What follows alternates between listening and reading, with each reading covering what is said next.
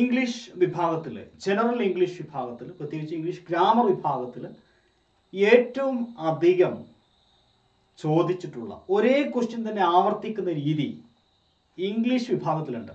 നിങ്ങൾക്കറിയാം, നിങ്ങൾ previous year question ഒക്കെ ചെയ്യുന്ന ആളാണെങ്കിൽ നിങ്ങൾക്കറിയാം, ഒരു ചോദ്യം തന്നെ വീണ്ടും വീണ്ടും പരീക്ഷയിൽ ആവർത്തിച്ചുകൊണ്ടേയിരിക്കുക. അങ്ങനെ നമ്മൾ പരിശോധിക്കുകയാണെങ്കിൽ PSC വിഭാഗത്തിൽ ഇത്തരത്തിൽ ആവർത്തിക്കുന്ന 100ഓളം ചോദ്യങ്ങൾ നമുക്ക് കാണാൻ സാധിക്കും. ആ ചോദ്യങ്ങളെ തിരഞ്ഞെടുത്തിട്ട് ഞാൻ നിങ്ങളുടെ മുമ്പിൽ പ്രസന്റ് ചെയ്യുകയാണ്. ഒരുപക്ഷെ നിങ്ങൾ പ്രീവിയസ് ഇയർ ക്വസ്റ്റ്യൻ ചെയ്യുന്ന ഒരാളാണെങ്കിൽ ഈ ചോദ്യം നിങ്ങൾക്ക് കണ്ട് പരിചയമുണ്ടാകും. വളരെ നിസ്സാരമായി നിങ്ങൾക്ക് തോന്നിയേക്കാം, കാരണം അത്രയധികം റിപ്പീറ്റ് ചെയ്ത് ചോദിക്കുന്ന ക്വസ്റ്റ്യനാണ്. ഒരുപക്ഷെ ഇത് നിസ്സാരമായി തോന്നിയേക്കാം. എന്നാൽ പുതുതായി വരുന്ന ഒരു സ്റ്റുഡൻറ്റിനെ സംബന്ധിച്ച് ഇംഗ്ലീഷിൻ്റെ ഏറ്റവും ബേസ് എന്താണ്, ഇതിൻ്റെ ഒരു ഫോർമാറ്റ് എന്താണ് എന്ന് മനസ്സിലാക്കാൻ ഈ ചോദ്യങ്ങൾ നിങ്ങളെ സഹായിക്കും. അപ്പോൾ ഞാൻ ആദ്യമേ പറഞ്ഞിരുന്നു, ഇംഗ്ലീഷിൽ ഏറ്റവും കൂടുതൽ റിപ്പീറ്റ് ആയിട്ട് ചോദിക്കുന്ന ചോദ്യം. ഈ ചോദ്യം ടെൻസ് വിഭാഗത്തിൽ നിന്നുള്ള ചോദ്യമാണ്. ഈ ചോദ്യത്തിൻ്റെ പ്രത്യേകത, നിങ്ങളൊരു 100 ചോദ്യം PYQs ടെൻസ് എടുത്തു കഴിഞ്ഞാൽ, ടെൻസിൻ്റെ ഭാഗത്ത് നിന്ന് എടുത്തു കഴിഞ്ഞാൽ പകുതിയോളം വരുന്ന ചോദ്യവും PYQവും ഇതേ ഫോർമാറ്റിലുള്ള ഇതേ ചോദ്യമായിരിക്കും എന്നുള്ളതാണ് സത്യം. നിങ്ങൾ ഇതിനു മുമ്പ് കണ്ടിട്ടുണ്ടാവും PYQ ചെയ്യുന്നവർ. അപ്പോൾ എന്തായാലും ഇതിൻ്റെ ആൻസർ എന്താണ്? When I reached the station, the train dash already left. അപ്പോൾ കഴിഞ്ഞ 15 വർഷത്തിനിടയിൽ 25 തവണയിൽ കൂടുതൽ, 25+, അതും 30-40 തവണ ചോദിച്ച ചോദ്യങ്ങളൊക്കെ ഉണ്ട്. അതാണ് ഞാനിവിടെ പ്രസന്റ് ചെയ്യുന്നത്. അതിലേറ്റവും കൂടുതൽ ചോദിച്ച ടെൻസ് വിഭാഗത്തിൽ ചോദിച്ച ചോദ്യം ഇതാണ്. When I reached the station, the train dash already left. ഏതാണ് ഇവിടെ ശരിയായ ഉത്തരം? When I reached the station, the train dash already left. തീർച്ചയായിട്ടും നിങ്ങൾ ശരി ഉത്തരം ചോദ്യം കണ്ടപ്പോൾ എഴുതി പോയിരിക്കുകയാണ്, കാരണം നിങ്ങൾക്ക് അത്രയും കൃത്യമായിട്ട് ഇതിൻ്റെ ആൻസർ അറിയാം. തീർച്ചയായിട്ടും ഇതിൻ്റെ ആൻസർ ഓപ്ഷൻ ഡി ആണ്, ഹാഡ് ആണ്. എന്തുകൊണ്ടാണ് ഹാഡ് വരുന്നത്? ഒരു സെന്റൻസിൽ 2 പാസ്റ്റ് വന്നു കഴിഞ്ഞാൽ നിങ്ങൾക്കറിയാം, ആദ്യം നടന്ന ആക്ഷൻ പാസ്റ്റ് പെർഫെക്റ്റ് ആയിരിക്കണം. രണ്ടാമത് നടന്നത് എന്തായിരിക്കണം? സിമ്പിൾ പാസ്റ്റ് ആയിരിക്കണം. ഇതാണ് റൂള്. അപ്പോൾ ഇവിടെ നോക്കൂ, when I reached, ഞാൻ എത്തിയപ്പോഴേക്കും ഞാൻ സ്റ്റേഷനിൽ എത്തിയപ്പോഴേക്കും train had already left. Train പോയിട്ടുണ്ടായിരുന്നു. അപ്പോൾ ആദ്യം നടന്ന ഏതാ? ട്രെയിൻ പോയതാണ് ആദ്യം നടന്ന action. So it should be in past perfect tense.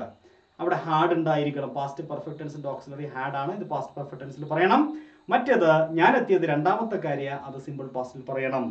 അപ്പോൾ ഏറ്റവും ചുരുക്കി ഞാൻ ഇതിന്റെ റൂള് പറഞ്ഞിരിക്കുകയാണ്. ഇനി നമുക്ക് തൊട്ടടുത്ത ചോദ്യത്തിലേക്ക് പോകാം. ആൻസർ ചെയ്തോളൂ. She prefers dash tea. English വിഭാഗത്തിൽ ഏറ്റവും തവണ ചോദിച്ച മറ്റൊരു ചോദ്യമാണ്. ഓൾറെഡി PYQs ഒക്കെ ചെയ്തവർക്ക് വളരെ നിസ്സാരമായി തോന്നിയേക്കാം, പക്ഷേ എങ്കിലും നിങ്ങൾ ഇതിലൂടെ ഒന്ന് കടന്നു പോവുക. She prefers dash tea. Option A for, option B with, option C by, option D to. ഏതാണ് ശരി ഉത്തരം? ഏതാണ്? Yes, time is up. ഇവിടെ നമുക്കറിയാം 2 ആണ് ശരിയായ ഉത്തരം. അതായത് ഇതൊരു കോഗ്ലോമറേഷൻ അല്ലെങ്കിൽ ഒരു പ്രപ്പോസിഷണൽ ഫ്രേസ് എന്ന് പറയും. പ്രിഫർ എന്ന് പറയുന്ന വാക്ക്, ഒരു കൂട്ടം വാക്കുകളുണ്ട്, അവയ്ക്കൊപ്പം എപ്പോഴും 2 മാത്രമേ ഉണ്ടാകൂ. Prefer to, elder to, junior to, senior to. പിന്നെ ഏതൊക്കെയാ നിങ്ങൾ പറയൂ? ഇതുപോലെ 2 വരുന്ന ഏതൊക്കെയാ?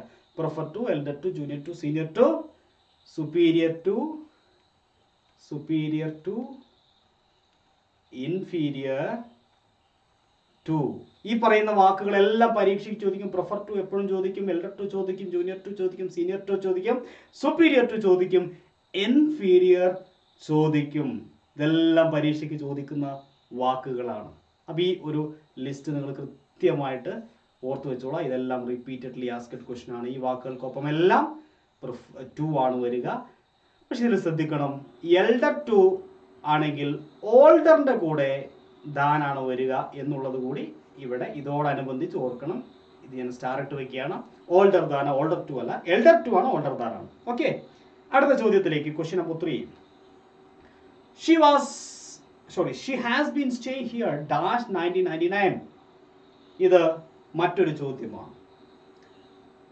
കൺജംഷന്റെ ഭാഗത്തുനിന്നും അതുപോലെ പ്രപ്പോസിഷന്റെ ഭാഗത്തുനിന്നും കമ്പൈൻ ആയിട്ട് വരുന്ന ഒരു ചോദ്യമാണിത്. ടെൻസിന്റെ ഭാഗത്തുനിന്ന് കൂടി 3 ഗ്രാമർ വിഭാഗത്തുനിന്ന് ഒരുമിച്ച് ചോദിക്കുന്ന ഒരു ചോദ്യമാണിത്.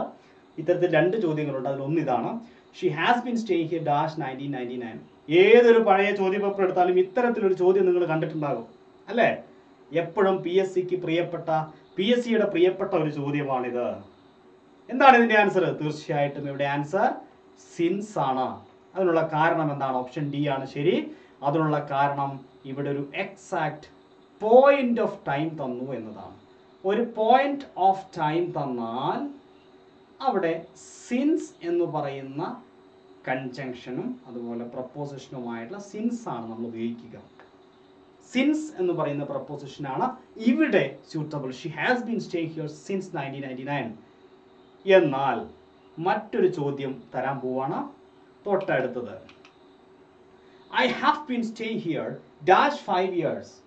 ഇതും ഇതിന് സമാനമായി പരീക്ഷയ്ക്ക് നിരന്തരം ചോദിച്ചുകൊണ്ടിരിക്കുന്ന മറ്റൊരു ചോദ്യമാണ്. I have been stay here 5 years dash 5 years, about 5 years, for 5 years, in 5 years, since 5 years. ഏതാണ് ഇവിടെ ശരിയായിട്ടുള്ള ആൻസർ? നോക്കാം. Yes, exactly. ഏതാണ് ഇവിടെ ശരിയായ ഉത്തരം? 4. അല്ലേ? 4. കാരണം 5 years എന്ന് പറയുന്നത് ഒരു പീരീഡ് ഓഫ് ടൈം ആണ്. ഒരു പീരീഡ് ഓഫ് ടൈം അതായത് സമയ കാലയളവാണ്. കാലയളവ് ദൈർഘ്യമുള്ള ഒരു കാലയളവാണ് പറയുന്നതെങ്കിൽ ഇവിടെ 4 ഉപയോഗിക്കുന്നു. എന്തുപയോഗിക്കുന്നു? 4. പീരീഡ് ഓഫ് ടൈം പറയാൻ വേണ്ടിയിട്ട് 4 ഉപയോഗിക്കുമെങ്കിൽ പോയിന്റ് ഓഫ് ടൈം പറയാൻ വേണ്ടിയിട്ട് എന്തുപയോഗിക്കും? സിൻസ് ഉപയോഗിക്കും. തൊട്ട് മുമ്പത്തെ ചോദ്യം നമ്മൾ പഠിച്ചല്ലേ? ഈ 2 ചോദ്യങ്ങൾ PSCയുടെ പ്രിയപ്പെട്ട ചോദ്യങ്ങളാണ്. PSC ചോദിച്ചുകൊണ്ടേയിരിക്കുന്ന, ഒരു മടിയുമില്ലാതെ PSC ചോദിച്ചുകൊണ്ടിരിക്കുന്ന ചോദ്യങ്ങളാണ്. യാതൊരു തരത്തിലുള്ള ആവർത്തന വിരസതയും PSCക്ക് തോന്നാത്ത 2 ചോദ്യങ്ങളാണ്. 4 വെച്ചിട്ടും സിൻസ് വെച്ചിട്ടുമുള്ള ചോദ്യങ്ങൾ. അതിൽ 4 പീരീഡ് ഓഫ് ടൈം സൂചിപ്പിക്കാൻ വേണ്ടിയും സിൻസ് പോയിന്റ് ഓഫ് ടൈം സൂചിപ്പിക്കാൻ വേണ്ടിയും ഉപയോഗിക്കുന്ന 2 പ്രപ്പോസിഷനുകളാണ്. ഓക്കെ, അടുത്ത ചോദ്യത്തിലേക്ക് നമ്മൾ പോവാണ്. ഏതാണ് അടുത്ത ചോദ്യം? അഞ്ചാമത്തെ ചോദ്യം.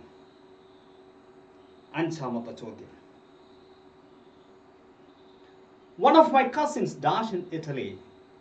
കോൺകോഡ് എന്ന് പറയുന്ന വിഭാഗം, ഗ്രാമർ വിഭാഗത്തിൽ കോൺകോഡ് എടുത്താൽ 100 ചോദ്യം എടുത്താൽ ഒരു 40 to 50 ചോദ്യവും ഇതേ ചോദ്യമായിരിക്കും. ഈ താഴെ തന്നിരിക്കുന്ന ഇതേ ചോദ്യമായിരിക്കും എന്നുള്ളതാണ് പ്രത്യേകത. One of my cousins. One of എന്ന് പറയുന്ന ഈ വാക്കിനോട് PSCക്ക് വല്ലാത്ത പ്രിയമാണ്. അതെന്താണെന്ന് അറിയില്ല. PSCക്ക് ഏറ്റവും പ്രിയമുള്ള ഒരു വാക്കാണ് one of. Previous year question ചെയ്യുന്നവർക്കറിയാം എത്ര തവണ ചോദിച്ചു എന്നതിന് കണക്കില്ല. കഴിഞ്ഞ 15 കൊല്ലത്തെ ക്വസ്റ്റ്യൻസ് എല്ലാം പരിശോധിച്ച് കഴിഞ്ഞാൽ ഇത് 100 കണക്കിന് ചോദ്യമായിട്ട് നമുക്ക് കാണാൻ സാധിക്കും. ഇവിടെ ശരിയുത്തരം ഇസ് ആണ്. എന്തുകൊണ്ട്? വൺ ഓഫ് എന്ന് പറയുന്ന വാക്ക് വന്നു കഴിഞ്ഞാൽ, വൺ ഓഫ് എന്ന് പറയുന്ന പ്രയോഗം വന്നാൽ സാധാരണ രീതിയിൽ അത് സിംഗുലർ ആയിരിക്കും.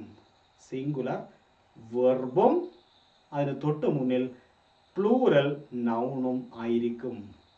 Plural noun plus singular verb ആയിരിക്കും. എവിടെ പ്ലൂറൽ നൗൺ?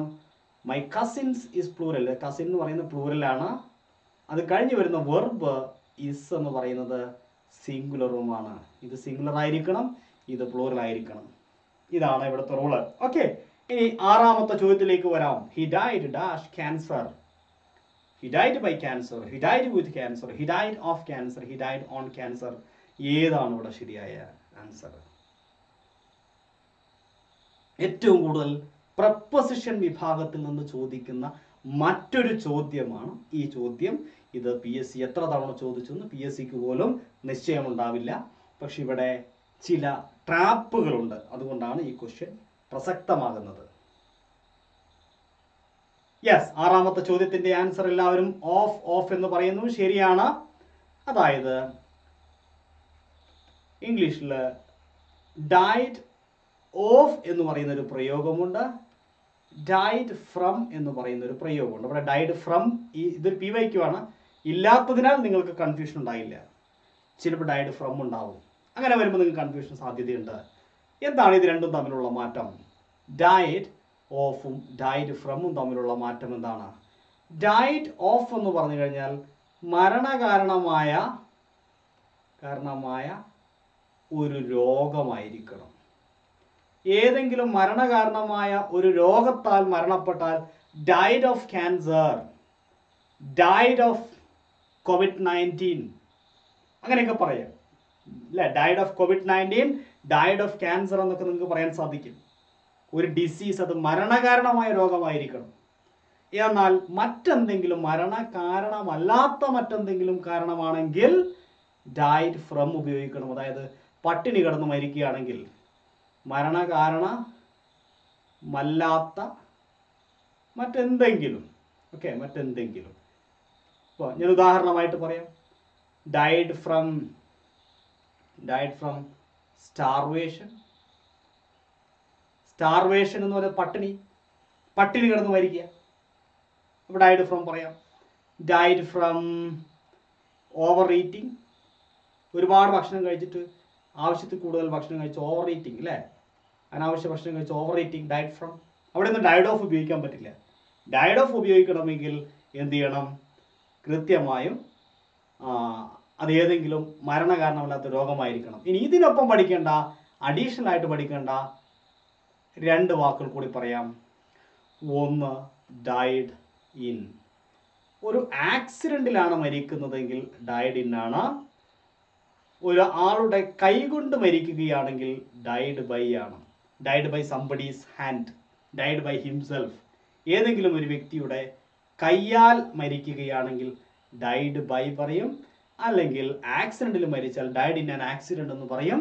അപ്പോൾ ഈ പറയുന്ന 4 രൂപവും നിങ്ങൾ പഠിച്ചു വെക്കണം. ഇതെല്ലാം കൺഫ്യൂഷൻ ഉണ്ടാക്കുന്ന ഏരിയ ആയതുകൊണ്ട് ക്ലിയർ ചെയ്ത് പഠിച്ചോളാം. ഇവിടെ ശരി ഉത്തരം died of cancer, because cancer is a deadly disease. മരണകാരണമായ അസുഖമാണ്. 7ാമത്തെ ചോദ്യം, they have gone dash car. ഏതാണ് ഇവിടെ ശരി ഉത്തരം? they have gone dash car. In ഉണ്ട് ഓപ്ഷനിൽ, ഓൺ ഉണ്ട് ഓപ്ഷനിൽ, ബൈ ഉണ്ട് ഓപ്ഷനിൽ, വിത്ത് ഉണ്ട് ഓപ്ഷനിൽ. ഏതാണ് അവിടെ ശരിയായിട്ടുള്ള ആൻസർ? പറയൂ. യെസ്, തീർച്ചയായിട്ടും ഇവിടെ ശരി ഉത്തരം എല്ലാവരും ആൻസർ ചെയ്തുകൊണ്ടിരിക്കുകയാണ്. ഇതൊരു മോഡ് ഓഫ് ട്രാൻസ്പോർട്ടേഷൻ ആണ്. മോഡ് ഓഫ് ട്രാൻസ്പോർട്ടേഷൻ പറയാൻ വേണ്ടി ബൈ ഉപയോഗിക്കണം. By car, by bus, okay, ഇങ്ങനെയാണ് ഉപയോഗിക്കുക. ബൈ ആണ്. അപ്പോൾ ഇൽ എന്ന അർത്ഥത്തിൽ ഇവിടെ ബൈ ഉപയോഗിക്കണം. They have gone by car. എന്നാൽ ഇവിടെ ശ്രദ്ധിക്കേണ്ട ഒരു കാര്യം, ഇങ്ങനെ മോഡ് ഓഫ് ട്രാൻസ്പോർട്ടേഷൻ പറയുമ്പോൾ ഈ തന്നിരിക്കുന്ന മോഡ് ഓഫ് ട്രാൻസ്പോർട്ടേഷന് മുമ്പിൽ ബൈ കാർ പറഞ്ഞു. അത് എൻ്റെ കാറാണെങ്കിൽ ബൈ മൈ കാർ എന്ന് പറയാൻ പറ്റില്ല. അവിടെ നമ്മൾ ഇൻ ഉപയോഗിക്കണം. ഒരു കാറാണെങ്കിൽ ഇൻ എ കാറാണ്. അപ്പോൾ നോക്കൂ, in my car, in A car. ഏതെങ്കിലും ഒരു ട്രാൻസ്പോർട്ടേഷന് മുമ്പിൽ, അത് ബസ്സാണെങ്കിലും ബസ്, ഈ ബസ്സിന്റെ മുമ്പിൽ എ ബസ് വന്നാൽ ഇന്ന ബസ് ആയിരിക്കണം. അപ്പോൾ എ അതുപോലെ ദ പോലെയുള്ള ആർട്ടിക്കിൾസ് വന്നു കഴിഞ്ഞാൽ, എ ദ അതുപോലെ പ്രോനൗൺസ്, ആർട്ടിക്കിൾസും അതുപോലെ പ്രോനൗൺസുകളും. പ്രോനൗൺസ് എങ്ങനെയാ? പ്രോനൗൺസ് മൈ, ഹീസ് എന്നൊക്കെ പറയില്ലേ? അപ്പം ഇതുപോലെയുള്ള പ്രോനൗൺസോ ആർട്ടിക്കിൾസോ വന്നു കഴിഞ്ഞാൽ അതിൻ്റെ മുമ്പിൽ ഇൻ ഉപയോഗിക്കണം, ബൈ പാടില്ല. ഈ പോയിന്റ് കൂടി ഓർത്ത് വെക്കണം.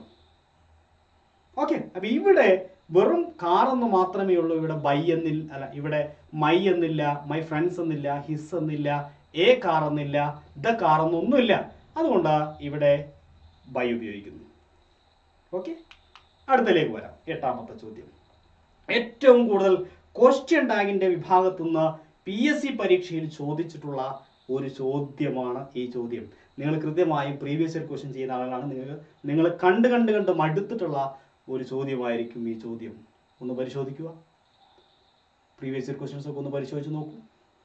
വളരെ നിസ്സാരമാണ് സംഗതി, വളരെ നിസ്സാരം. നിങ്ങൾക്ക് തോന്നും ഒരു പക്ഷേ ഇത്രയും നിസ്സാരമായ ചോദ്യങ്ങളാണോ ഇവിടെ അവതരിപ്പിക്കുന്നത്. തീർച്ചയായും ഇത് നിങ്ങൾ ഇതിലൂടെ ഒന്ന് കടന്നു പോകേണ്ടതുണ്ട്.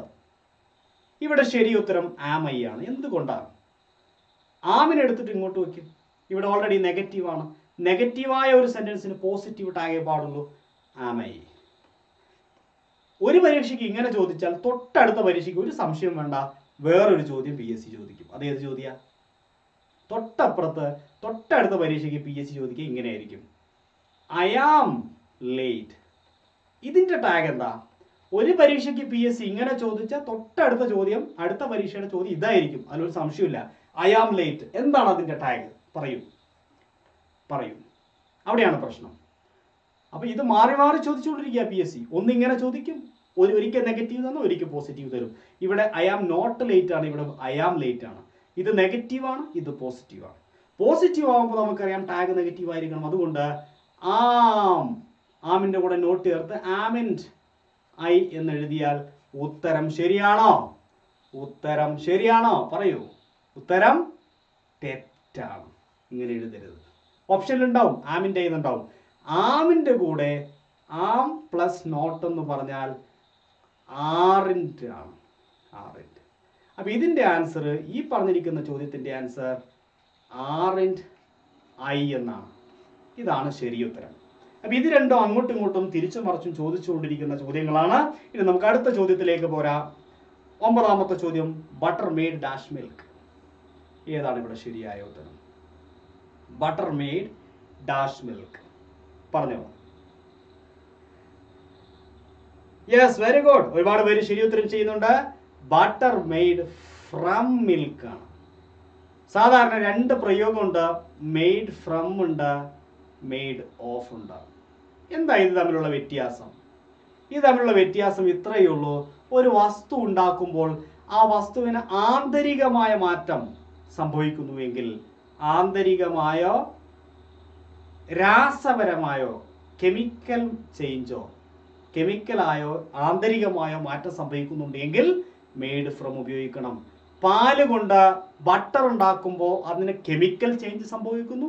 പൂർണ്ണമായും ആ പദാർത്ഥം മറ്റൊരു പദാർത്ഥമായി മാറുകയാണ്. പാല് വേറൊരു പദാർത്ഥമായി മാറുകയാണ് ബട്ടർ ആക്കുമ്പോൾ, അല്ലേ? എന്നാൽ നിങ്ങൾ മരം കൊണ്ട് കസേര ഉണ്ടാക്കുന്നു, അല്ലേ? Chair is made of wood. മരം കൊണ്ട് കസേര ഉണ്ടാക്കുമ്പോൾ അതിന് ആന്തരിക മാറ്റം സംഭവിക്കുന്നുണ്ടോ? ഒരിക്കലുമില്ല. അവിടെ ഫിസിക്കലായ ചേഞ്ച് മാത്രമേ സംഭവിക്കുന്നുള്ളൂ. ഓക്കെ, അവിടെ ഫിസിക്കൽ ആയ ചേഞ്ച് മാത്രമേ സംഭവിക്കുന്നുള്ളൂ. അപ്പോൾ ഏതെങ്കിലും ഫിസിക്കലായ മാറ്റമാണ് സംഭവിക്കുന്നത് എങ്കിൽ, ഏതെങ്കിലും തരത്തിലുള്ള ഫിസിക്കലായ മാറ്റമാണ് സംഭവിക്കുന്നത് എങ്കിൽ അവിടെ യാതൊരു സംശയം വേണ്ട, അവിടെ ശരി ഉത്തരം മെയ്ഡ് ഓഫ് ആയിരിക്കും. പക്ഷെ ഇവിടെ മിൽക്ക് ആയതുകൊണ്ട് മെയ്ഡ് ഫ്രം ആണ് ശരിയായിട്ടുള്ള ആൻസർ എന്ന് പറയുന്നത്. നമ്മുടെ വീഡിയോയിൽ സ്റ്റെക്ക് കാണുന്നു. ഓക്കെ, ഇപ്പോൾ ഓക്കെ ആയി എന്ന് കരുതുന്നു. സ്റ്റെക്ക് മാറി. ഓക്കെ, അപ്പോൾ ഇവിടെ 9ാമത്തെ ചോദ്യത്തിൻ്റെത് മെയ്ഡ് ഫ്രം ആണ്. ഓക്കെ, ഇനി നമുക്ക് 10ാമത്തെ ക്വസ്റ്റ്യനിലേക്ക് പോകാം. 10ാമത്തെ ചോദ്യത്തിലേക്ക് പോകാം. Dash Everest is the highest peak in the world. ഏതാണ് ഇവിടെ ശരി ഉത്തരം? ആൻസർ ചെയ്യൂ. ഇവിടെ ശരി ഉത്തരം ഏതാണ്? പറഞ്ഞോളൂ. ശരി ഉത്തരം ഏതാണ്?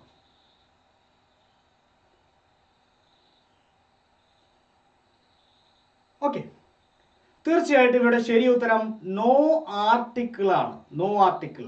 സാധാരണ നമുക്കറിയാം മലനിരകളുടെ മുമ്പിലൊക്കെ, അല്ലെ, മലനിരകളുടെ മുമ്പിലൊക്കെ ദാ ചേർക്കണം. ദാ എന്ന് പറയുന്ന ആർട്ടിക്കിൾ നമ്മൾ ചേർക്കണം. ഇതല്ല ആൽപ്സ് എന്നൊക്കെ പറയാറില്ലേ? അപ്പൊ മലനിരകളുടെ മുമ്പിലൊക്കെ ദ ചേർക്കേണ്ടതുണ്ട്.